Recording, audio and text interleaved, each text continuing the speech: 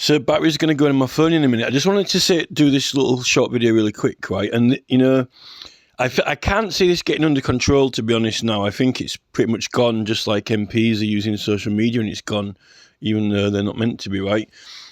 I don't know how I ended up joining this group, but it's called Tegan Delete This, FFS, so I'm guessing that's for fuck's sake. So they're just attacking everyone on here, all different sides and politicians. I don't know if it's like pro-reform or what, but if you scroll through here, there's quite a lot of political parodies on here, look, and the stuff about politicians and things like that.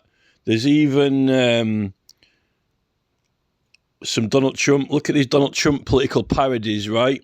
These are Donald Trump political parodies. Now, newspapers do political parodies. Newspapers have done political illustration parodies for a long, long time, and it's been well known that supposedly, like, it's protected under privilege, but it's only protected under privilege from the normal courts and persons, other plaintiffs and opponents through normal offences, common law crimes under normal legislation, and plaintiffs in common law and civil law, right?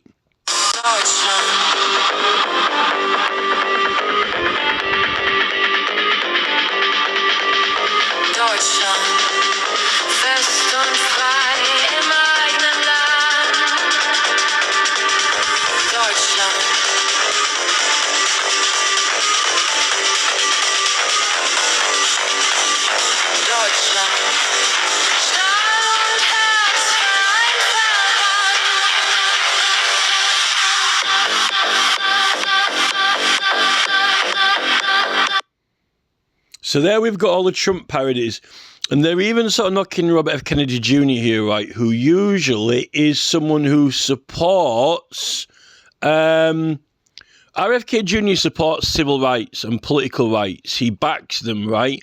He says that people should have free speech and supports the Constitution of America, right? So I don't know why they're saying here RFK Jr. proves he's certified demented here, because he's a person, if it wasn't for people like Robert F. Kennedy Jr., right, I'm not saying he's personally responsible, but you wouldn't be able to post stuff like this generally anyway, even now, right? You wouldn't even be able to post political free speech in America, and it's amazing that everything's not taken down under, it's amazing Mark Zuckerberg hasn't taken absolutely everything down under that Section 230, or YouTube taking absolutely everything down, right? So there's Robert F. Kennedy Jr., right?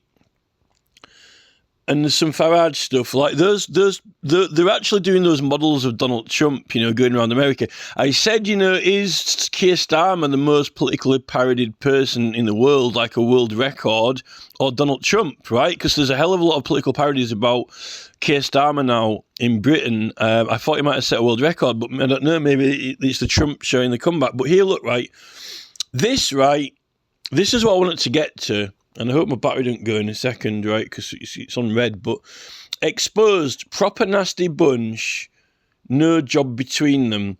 So these are the Long Eaton's hotel shouters and flag wankers. So this is basically, it's actually putting photographs of these people who are opposing the hotels. Now, that hotels issue, right, I don't want you to roll your eyes and fall asleep and go, oh, boring, boring, boring, right? Look, right.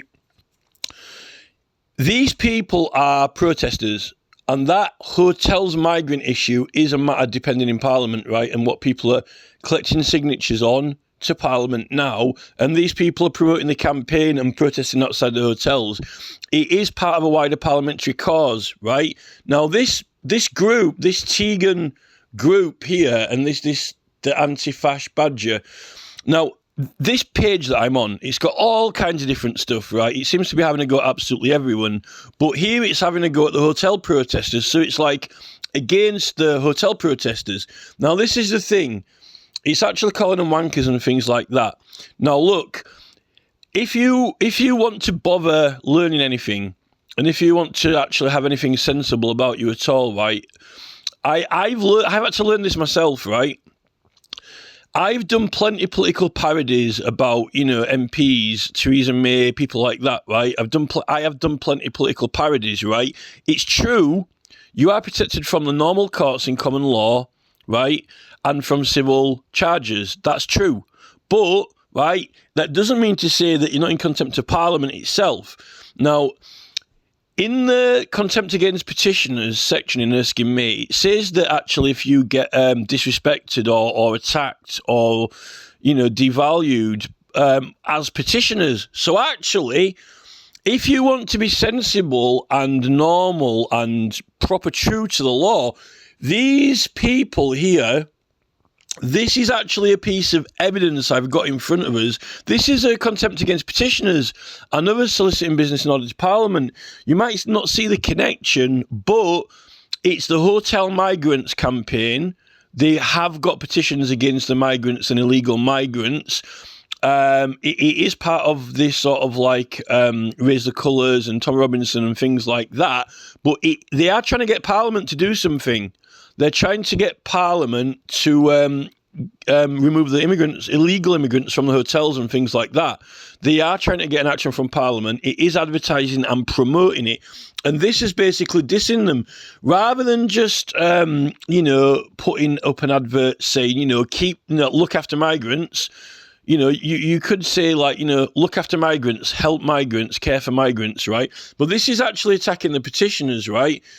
So this actually is a contempt of Parliament example here. You might not see that and you might understand the wider connection, but this is in for preliminary proceedings. It is, right? Now you might well say, well, it says that in the actual, it's got it listed in the Erskine May book, right? I doubt that they're going to enforce it, right? But I've started to do enforcement because I got arrested illegally, and it's not nice to get arrested illegally, particularly when you're doing something for your country. I wasn't doing any protesting. I was doing investigatory proceedings for my written evidence, which is a different aspect of petitioning for the allegations, right, part of it, to write your allegations and compile your allegations. And I was actually doing promoting and advertising my campaign, which was nothing to do with anything to do with this, but it was for my illegal road signage. So you've got different spheres depending on what the cause and campaign is. It's all case specific, right? It's case specific, right? The parameters and the particulars are all case specific. These people wouldn't be investigating illegal road signage. I was, because that's what my investigation was about, right? Now, they might have been driving around advertising their campaign, but they're not doing that here, right? And so this, and you've also got other countries doing this as well. You've got Americans doing this, and you've got all this like cross-country politics, which is, this is like one of these guys, right, who just put that Donald Trump video. I think he's an American, right? And you've got all kinds of mix of British and American stuff on here. Now, there's also like some kind of mockery of, we've got Lawrence Fox in here. I've just saved a couple of photos. There's one of Robert F. Kennedy Jr. Oh, that's one of the other ones. I think they're all sharing the same clip. Oh, that's the Donald Trump kissing the Statue of Liberty, right?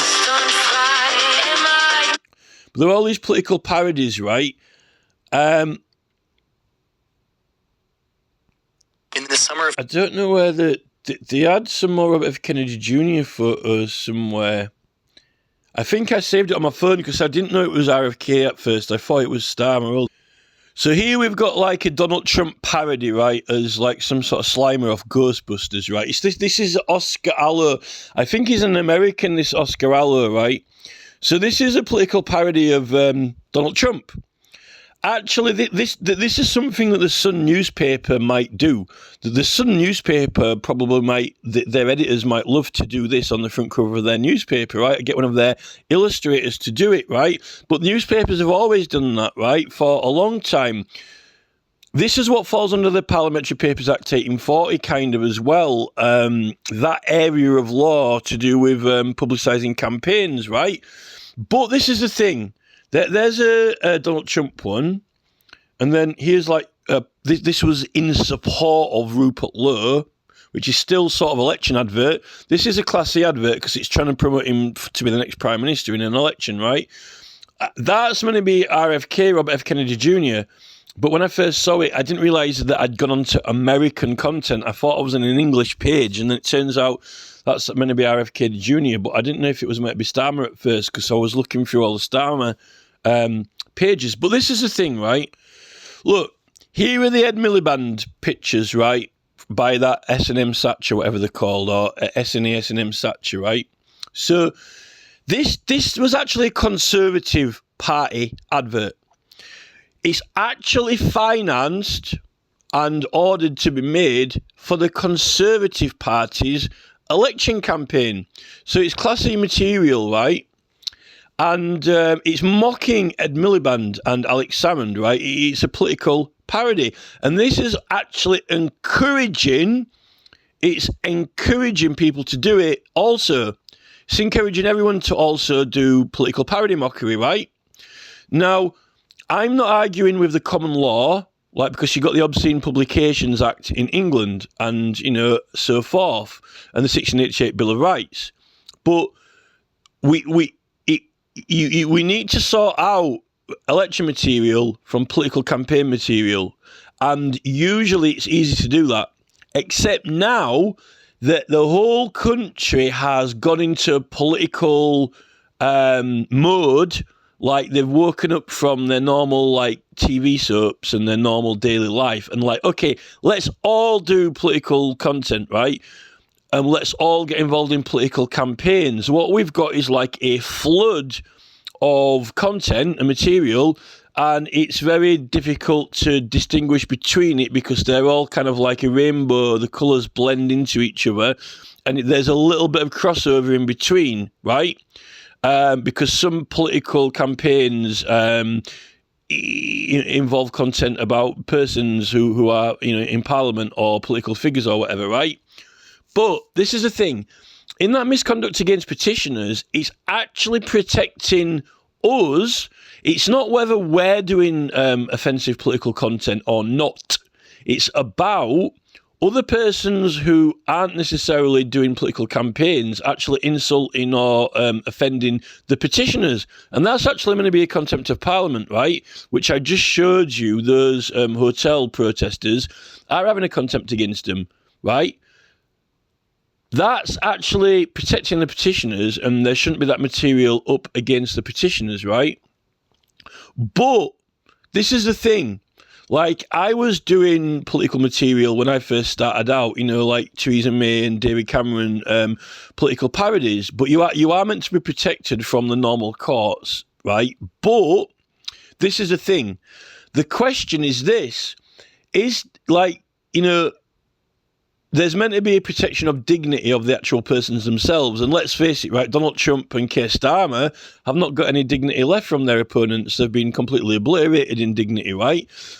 Now, the king used to prosecute people for offending him and violating his dignity and so forth. You could actually have people executed for treason just for speaking wrongly about the king. But the 1688 Bill of Rights was meant to protect that because the subjects can petition the king and all prosecutions are illegal.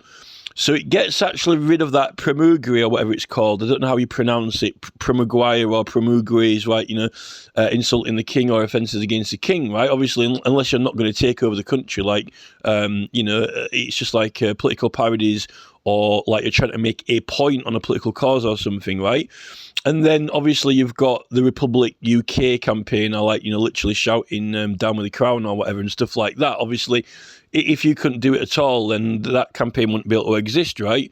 But the Commons in Parliament didn't used to be able to say anything about the king, but then that's when they got the freedom of speech.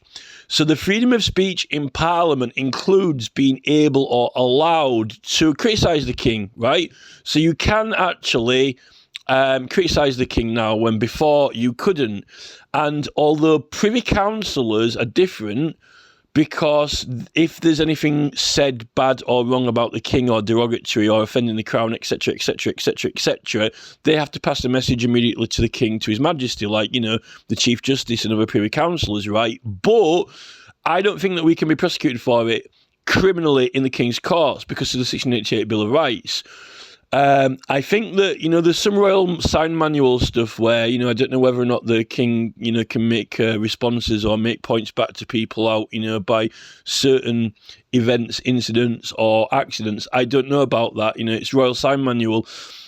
because there's a question over the top of the Royal Sign Manual whether, what exactly does Royal Sign Manual mean? Does it just mean an actual official document, or has it got like a intimation of something else, right?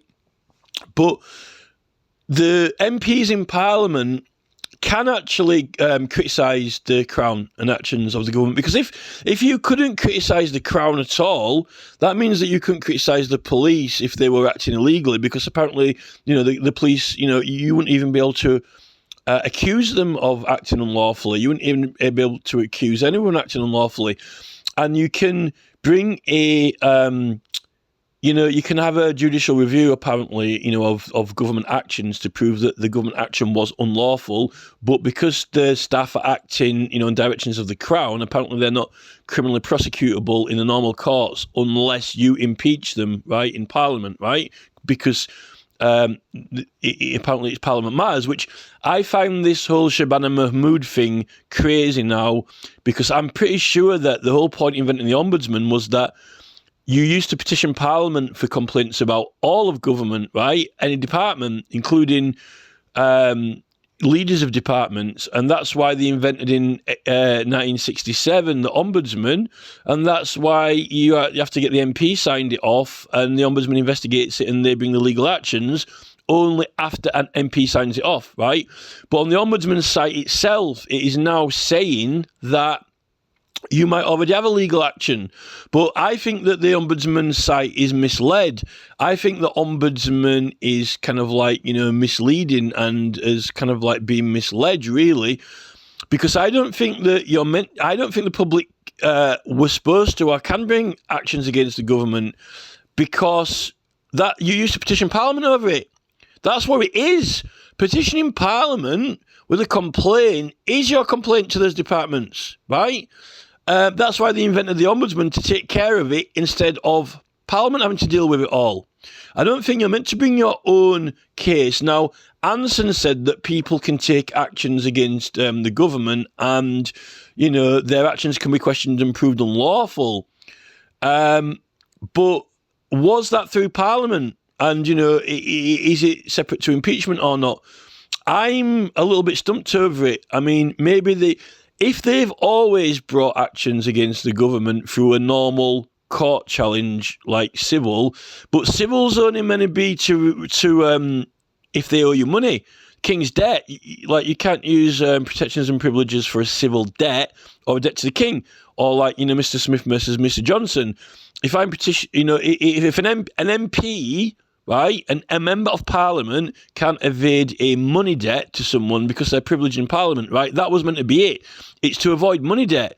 When it's like members of the government doing something wrong in duty and service, that's why we've got the Ombudsman. And that's why the MP signs it off. So all these actions against Shabana Mahmood, Secretary of State, I'm scratching my head. And when you go on the Ombudsman's website, yeah, it says, you might have a legal action, but the Ombudsman, I don't think that the e-petitions is not being run lawful. It's all bollocks. The whole policy is bollock. It's all crayon bollocks, right? This policy between two MPs in that e-petitions team is bollock. There's no right to create that policy. Standing orders have to issue a power. They have to give you the powers to make policy. In the standing orders, no powers are given to the petitions committee to make policy. And you can't, only for government departments, right? And there is like 2 committees in there that have got powers for policy, no others, right? And it's not even it's not a committee. Public petitions is a judicial function of the whole House, the whole Assembly of Parliament in front of the Speaker. It is a court, right? It's not like Sideshow Bob. But yeah, they've done this little Sideshow Bob thing. And then they go, like, look, the Leader of the House and the Chair of the Committee in 2015. They got the crayons out and they drafted up this, primary school policy that themselves, what are you up to? Oh, we're making a policy. But, like, who says you're allowed to do that? No one, we just came up with it ourselves, right? It's a complete bollocks policy. It's utter tosh, right? So I don't even think that people are meant to be bringing court cases against government departments. It's meant to go through the ombudsman, right? And the ombudsman's meant to act for free for you because it's meant to be for free. That's why we've got the ombudsman. So because we're paying for it through taxpayers, and the MP signs it off, the complaint's legit or whatever, and they're meant to actually act and do something about it. But it doesn't seem like they are. So anyway, as for the dignity of MPs and Parliament, right? Well, look, right? They're not letting us do e-petitions that supposedly affect the dignity of MPs, even if your accusations might be true and real. So I can't see how, if you can do it, right? Which clearly the Conservative Party's evidence here that they can do it, or that all their whole campaign was illegal, right? With Ed Miliband, right? If all these political parodies can exist in law, right?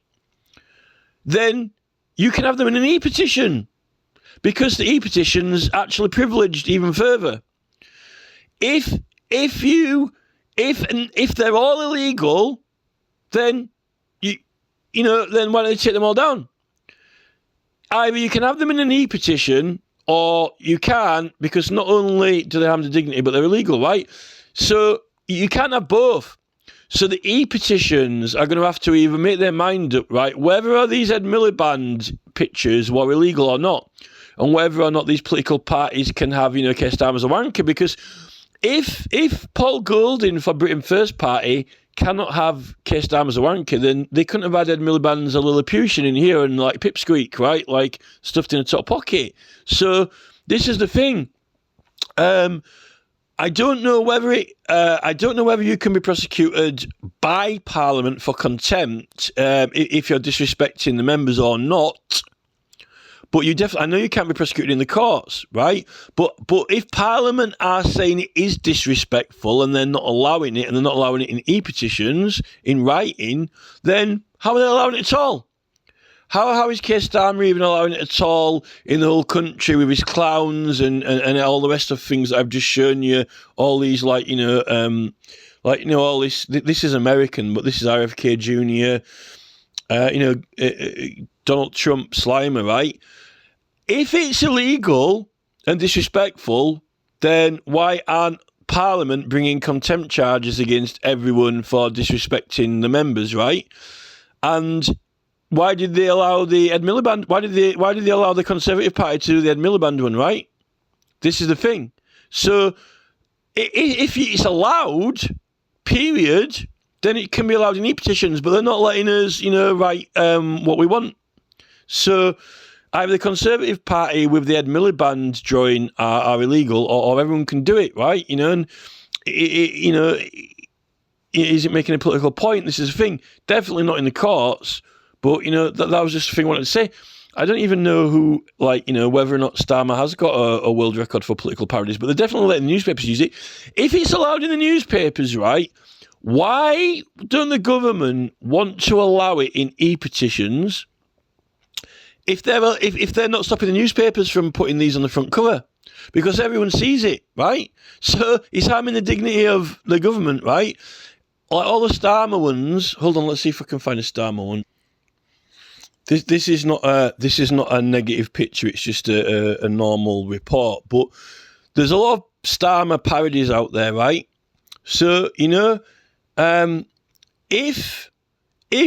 these are on the front covers of newspapers, some of the worst parody ones, right? Then it's published and everyone sees it in every single shop in the country and every newsstand. So what's the difference of it being on an e-petitions website? Because, in fact, it's more visible around the whole country being on the front of the newspaper than it is being on the e-petitions website that people have got to search for, right?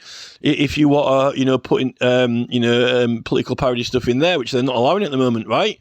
And it's not even considered as being received, like, at that point. They're not even received till they're done. So I'm kind of stumped with it. So, as for this, right? Particularly these attacks against individuals. You see, I haven't actually put any pictures against any other protesters, right?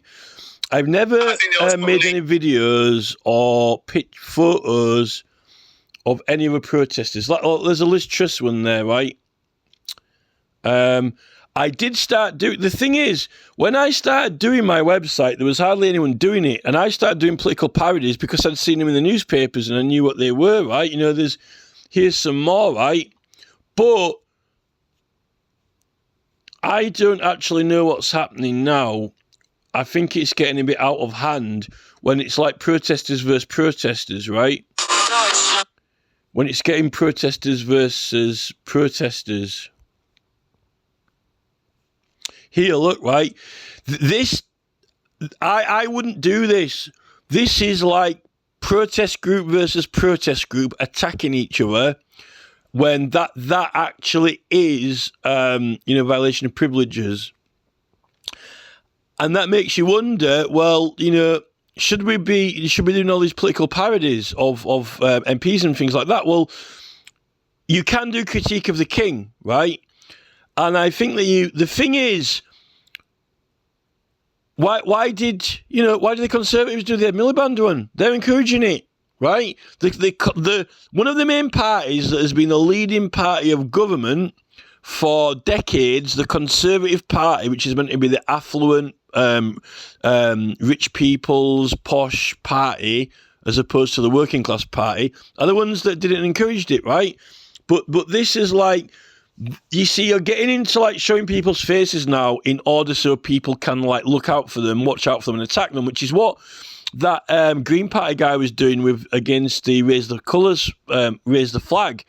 He was like going, well, we've heard that you're about and we're going to take your flags down, but they can't actually take them down because that is a contempt. You're not meant to be, you're meant to do your own campaign and you're meant to you're meant to like do a better campaign than the other party. You're not meant to take the other party's stuff down, really. I mean, if you cover their billboard at once, a few billboards, right? If it's like led by donkeys, right? They're covering up one or two billboards to put their own up, right? But if they covered absolutely every single one of them up around the country, then that's like intervention, right? But if they just put a few up to make their own advert and then take a photograph of it, to make it, and then maybe like just one or two, but you don't even need to use billboards anyway because there are walls in public, there is public owned walls and stuff like that. So maybe there's some sense behind the Americans having those certain zones like for protesting, right? Maybe, but I think that's a little bit. I think it's a little bit crazy because you're meant to be able to oppose your opponents, right? With a presence. Maybe if they're turning up at speaking events and they're disrupting and intervening them, that's sort of like against the Public Meeting Act in England anyway. But to say that they're not allowed to assemble in certain areas and so forth, right, I think that's going a bit far. Obviously, like in America, surely you can go around in twos and twos and twos collecting signatures, right, or more. But I mean, I don't know why they repealed that Tumultuous Petitioning Act, because like I thought it was. If you think about it, it's you're getting consent from the public and permission from the public, right? A jury, you're getting like a random jury of people who are meant to be impartial, selected at random, and they can give you permission and like tell them what you're doing, right? And then I think when you get into things like this, everyone's kind of like, it's all on the record and official and documented and keeping track of what people are doing and stuff like that. But, I'm not keen on this. I don't like this kind of like, this is stalking persons going after people and trying to expose them and like encouraging other people to go after persons rather than just like promoting your campaign group, right? like in my case, like I had those two highway staff, Gordon Queen and Michael Pagella gave false evidence against me anyway, regardless of what I was doing. They lied in court. They falsified photographic evidence, and they gave false statements in the courtroom, right? That is a crime, right, against me anyway in a normal proceeding. But, they're also in contempt against me. So I'll call them out. I'll call Queen and Pagella out, but I aren't making photographs of them. I aren't like putting photographs of them online and telling people to go after them or whatever, right? This is like next level. And it's actually targeting individuals. This is not a campaign to the government asking the government to do this or that. Here we've actually got, this is actually against individuals or persons themselves, right? Now, the thing about petitioners is they're not elected members of the government. They're not decision makers. They don't vote in Parliament. And, they're not like Shabana Mahmood who can prescribe groups or anything like that. So I don't know why you would want to make these pictures, because these people aren't making the decisions on immigration, right? And there are lots of different hotels around the country where the people are protesting. Where are you targeting your cat? Where, you're meant to be making the government act. When the people are doing political parodies of the Prime Minister, because it's the Prime Minister who's making the decisions and the Prime Minister putting the laws through, and people aren't happy with the Prime Minister, he's the focus of the grievance, right? Now, is this complaining about, is the grievance about protesters? Are they trying to get the government? You can't actually ban protesting unless you're getting the law changed. And this is the irony in this, right? And I think this is probably the final point. I'll leave it on, right? If your campaign is like you want to stop people protesting, which this is trying to do, right, then you wouldn't be able to put the picture up, because putting the picture up is a protest. So what you're actually doing is you're saying that no one, not even myself, should be able to make a political point about anything or pursue anything. So this anti-fash badger is an absolute idiot. And, some of these people in these groups who are putting stuff, I really don't know who this Oscar Alho guy is. I mean, we don't know that he's an AI picture. He's got sunglasses on. He looks like an MI5. He looks like one of those, Matrix guys. There's Matrix guys. Keanu Reeves, the Matrix, one of those agents that they put in. I mean, has he got any friends? How many followers has he got? How many friends has he got? Oscar Alho.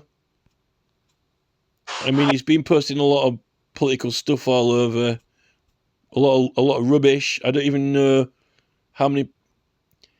He's put 237 posts and he's only got 9 friends. So this is a spam account, right? This is either an AI bot or it's someone who's just put a spare profile to spam everywhere and put loads of crap around, right? So this guy is a complete idiot, right? People like this, but he's mainly American. He's American, getting involved in English politics groups and stuff like that. Crossover, just rubbish.